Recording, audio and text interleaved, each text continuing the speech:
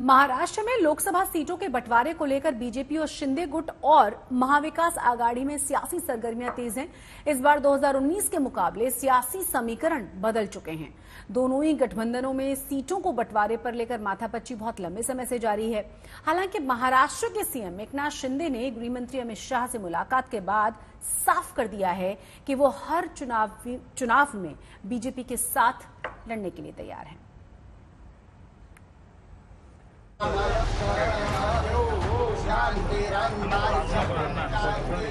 महाराष्ट्र में राजनीतिक सरगर्मियां बढ़ गई है। सरकार बहुत जल्द कैबिनेट विस्तार करने जा रही है। सीएम एकनाथ शिंदे और डिप्टी सीएम देवेंद्र फडणवीस रविवार को दिल्ली में गृह मंत्री अमित शाह से मिले। इस मीटिंग के बाद सीएम ने दो ऐलान किए।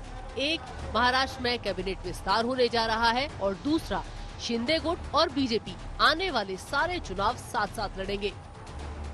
कैबिनेट विस्तार के बारे में भी चर्चा हुई, वो भी जल्द हो जाएगा, कोई दिक्कत नहीं है। और गठबंधन की बात हो तो गठबंधन हमारा बहुत ही मजबूत है, बहुत ही एकदम एकजुटी से हम काम कर रहे इस राज्य में पिछले 10-11 महीनों से।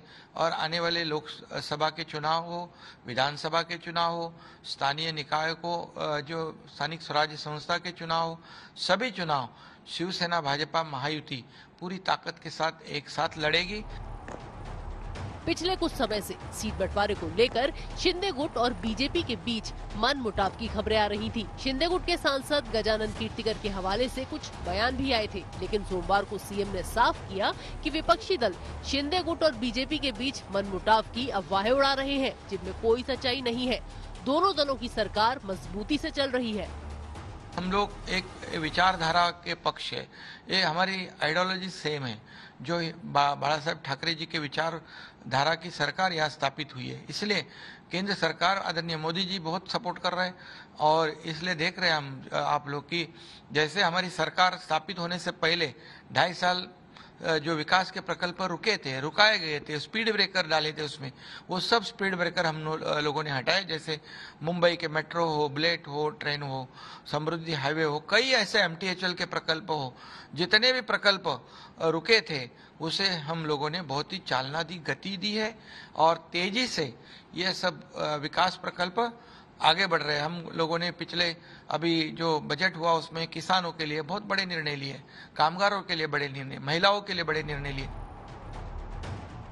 शिंदे के बयानों पर ठाकरे गुट के संजय राउत ने पलटवार किया। महाराष्ट्र में अब तक हाईकमांड मुंबई में बैठा था, अब मिस्टर शिंदे का हाईकमांड दिल्ली में है।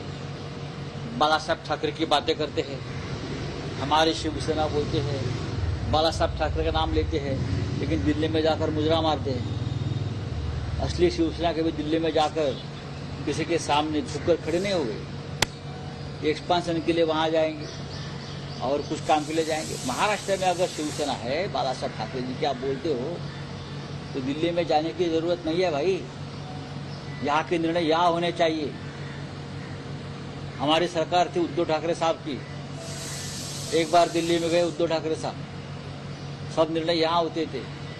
दिल्ली की गुलामी हमने कभी की नहीं है। अगर आपकी शिवसेना असली है ना, बोल रहे हो ना, आपको शिवसेना दिया है ना अमित शाह ने इलेक्शन कमीशन पर दबाव डाल के, तो चलाओ।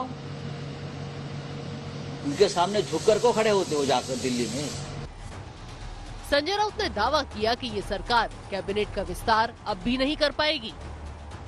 आपको एक्सपांशन करना है ना आपकी पार्टी का, अब कैबिनेट का यहाँ बैठकर करो, हिम्मत है तो। 1 साल हो गया एक्सपांशन नहीं हो रहा है, उसका मतलब क्या है? ये सरकार जा रही है। ये सरकार के ऊपर खतरा है, कानून का खतरा है, न्यायालय का खतरा है।